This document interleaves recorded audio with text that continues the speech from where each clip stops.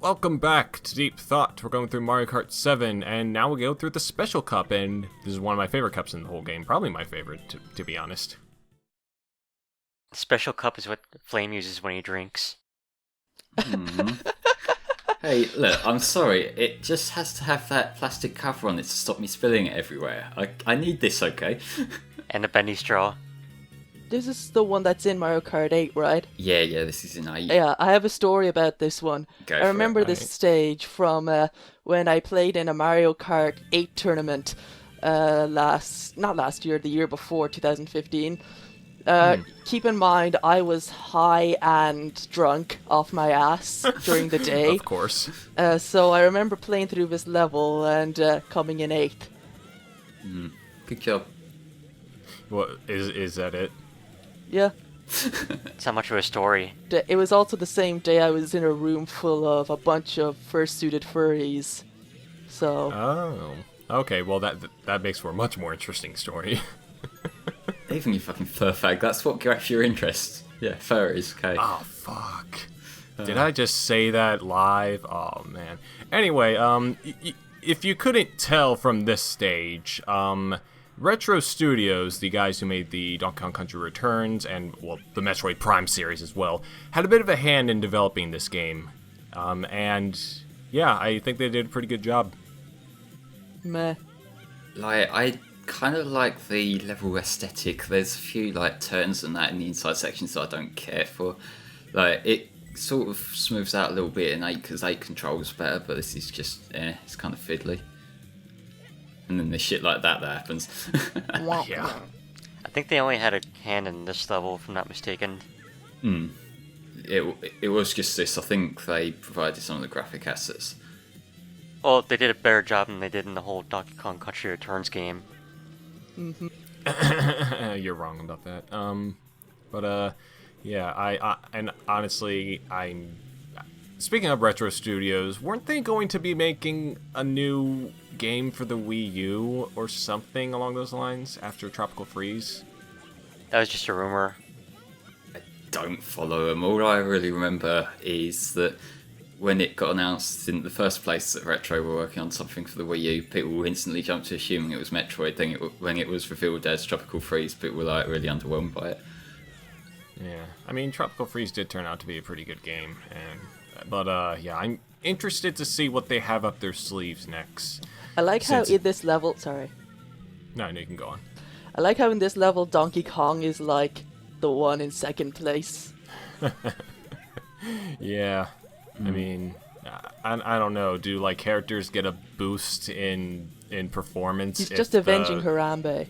Yeah, he's avenging Harambe and he's avenging Josephine now because poor Harambe's grandmother died. Okay. Harambe was bad enough. Let's not bring up Josephine. And also, this game was released 5 years before that whole shit fest happened. So, I'm gonna have to disagree with that sentiment. This was his favorite game. Yeah, and Donkey Kong's revisiting these tracks now in memory because he remembered that time he used to love playing Mario Kart with Harambe. They were cousins, you should respect that. Okay then. I didn't know that. Poor Harambe. But Rosalina's Ice World. Ice. No ice. Let it go. Stop. Ice Princess. Disney stole it from Nintendo. Yes. No, they didn't. Before Frozen came out, Nintendo owned the rights to Ice.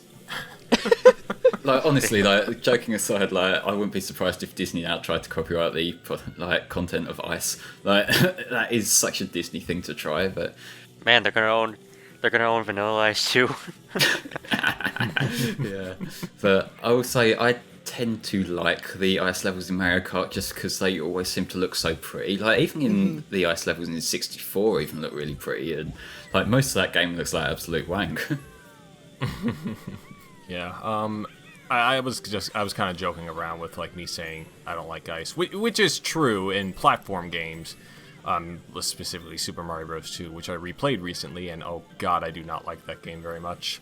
But anyway, the ice levels in this game, considering you're not sliding around a whole lot like you probably would in any other ice thing, it gets a pass. And yeah, it does look really nice.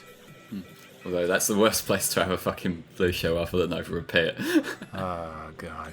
I mean, at least it's not like one of the later levels where you're jumping over, you get hit, and then you just you fall, and then you have to start from a designated point again, and that gets super annoying, super fast. I just realized if this was real life, that part where you're in the water, Yoshi would freeze to death.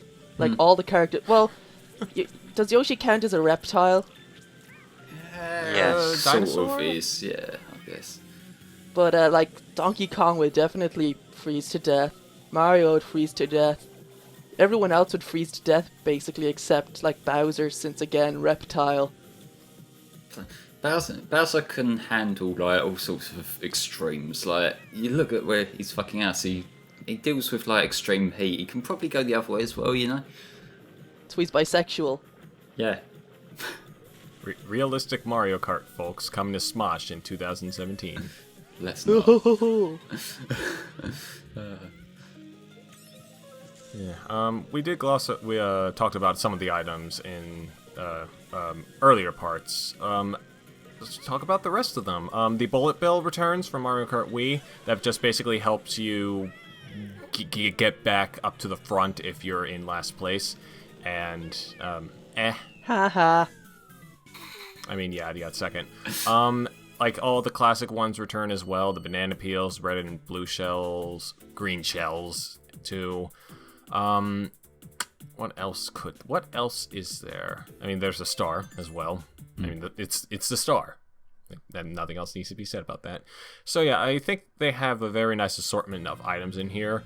Although, as we've also pointed out, consider with the rubber band AI and just like the power that some of these items had, things can get a bit ridiculous in here. Not as frantic as Mario Kart Double Dash, though. I'd imagine, yeah. That game is just absolutely fucking crazy. I'm gonna have to replay that game someday.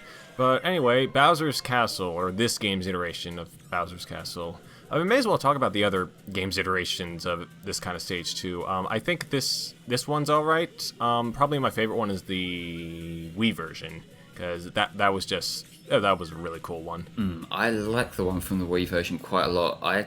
There's actually not any Bowser's Castle off the top of my head outside of the Super Circuit ones that I dislike. I'll say that the one that's most memorable to me is the 64 one. I'm not sure why. Like, it's not even that amazing of a course, but like, there's stuff that stands out to me. There's like the DS one. So like, although I don't play DS that often, like there's that cool section in the middle where you're driving along the spinning log thing. Like you got a little bit of it, like as a throwback here, but like it's a much longer section. What else is it? Oh yeah, and there's the one from 8, which is really fucking cool. You know, where it's got the big Bowser statue in the middle, and like you got that really awesome fucking like that music in that stage. That almost sounds like a fucking like Sonori track, just because of the style of the guitar and that. Like, I love that. I was just thinking. What about you, Floofy? What's your favorite iteration of Bowser's Castle? I don't really care for Bowser's Castle that much. But I guess the newest one, the Mario Kart 8 Bowser's Castle, is pretty cool. Nice. Yeah. But going back to what you said about the N64 one, when we get to the classic stages in the next part, we're going to be seeing a lot of N64 ones, and I have some things to say about that, because honestly, from what I've seen, the N64 stages are not very interesting to me. Well, I like them in 64. I think it's probably a relativity thing, because like, to give credit where due, some of these tracks, like the new ones, they do have quite a bit going on, and so to like have then go into a throwback to tracks from a much less powerful system, like, you know, it's gonna seem a little bit underwhelming by comparison. I just want to say, you know, we're talking about the one from 8, the Bowser level from 8, and I fucking love how that song sounds basically like fucking Flamecore or something from 06. I get more like, what is it, the one of the ones from Final Egg, I'm not sure which Oh, one, yeah, but yeah, yeah. parts of the guitar track just really sound like that. Crank the heat up. Yeah, a little bit like Crank That Heat Up. Yeah, like it's. I'm not sure how to take away from the fact that the main thing I remember is the music, but I guess it's just because it's got that SA1 sort of sound to it. I just that really sticks with me. I also like how Bowser could pound you. Oh, I'm never going to get over that, am I? Oh boy, Rainbow Road. I like this Rainbow Road to a certain degree. Yeah, me too. They took the loop concept from the Wii Sports Resort ones, and I think that was a good idea adding it to this one because, well, first off, it looks really good. To be honest, all the Rainbow Road stages look really good, even the N64 one. And yeah, it also carries over the same dangers as usual. You're probably just gonna fall off. There's like a 95% chance you're gonna fall off no matter what. What I do like about Rainbow Road is although they all have the same basic concept of like a rainbow area in space and shit, I do like the way they use different sort of textures to the roads from game to game. Like this one's got the sort of, I guess, translucent glassy sort of look to it, whereas then you got the sort of tie-dye thing from Double Dash, and then you got the much more classy like golden rainbow from like the remade N64 one in 8. The disco one from Super Mario Kart. Oh yeah, they've remade that a couple of times, and that kind of looks cool in the remakes. Yeah, it's in this game too. Oh, cool. Yeah, we'll get to that in the Classic Cups. And, I mean, you get to go to Saturn here, essentially. This place is Saturn, and it's Saturn and its moons, and I just love how it looks. I like how they added craters to the moon, too, and, like, you can ramp off the craters, too. It's just a very nice aesthetic. Now, unfortunately, well, like I said, there's like a 95% chance of me falling, or anyone falling off of any particular rainbow stage, and, as much as I tried not to, I did end up falling off. But it wasn't my fault. I'm gonna say it right now, it wasn't my fault. I just wanted to prepare you guys. It's alright, we're gonna insult you anyway. Yeah, but this section right here, look at this, look at this.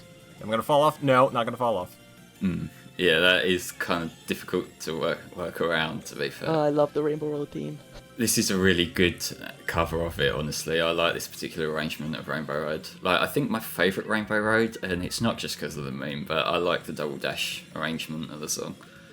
Oh, and that's the other one, the F-Zero X version. If you put the N64 expansion pack into it, like, it plays a really fucking cool guitar arrangement of the N64 version. Which I love that. I love that song so much. The expansion pack. Such a weird thing. Isn't the like victory theme in this one from Mario Kart 64? Yes. Yeah, it's a cool song. It sounds kind of like a classy porno or something. I think if they had more saxophone, then that would be a bit more fitting, but I can see where you're coming from there. To be fair, it is kind of like a classy porn because Yoshi's there. No, I think you mean Donkey Kong because, you know, expanding the dong. Well, I was going for Yoshi because, like, bitches love tongues. Enjoy that mental image. Well, who's to say that Yoshi and Donkey Kong haven't starred in a porno together? Oh, hot. Gotta look this up. And on that disturbing note, we are going to end this part of Mario Kart 7. Join us next time for when we go to the more classic stages, which are a bit of a mixed bag, but who cares? See you next part.